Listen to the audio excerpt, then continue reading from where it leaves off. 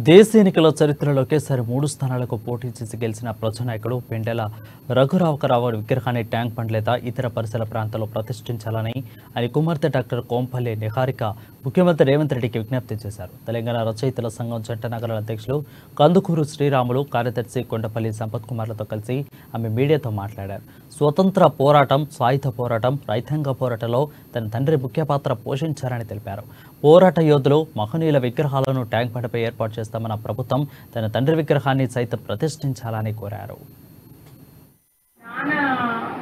రాష్ట్ర ముఖ్యమంత్రి గారికి ఒక వినతి పత్రాన్ని సమర్పించాలని అనుకున్నాను. మా నాన్నగారు పెండ్యాల రాఘవరావు గారు సాయుధ పోరాట వీరులు.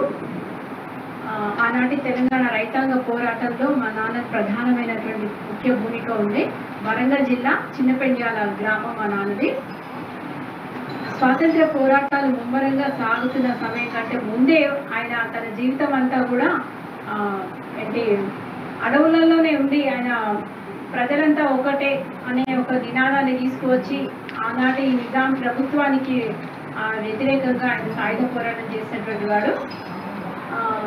ఆయన యవ్వన కాలం అంతా కూడా అడవుల్లోనే గడిపినటువంటి వాడు. ఆయన ఆర్య మహాసభ, ఆంధ్ర మహాసభ, ఆ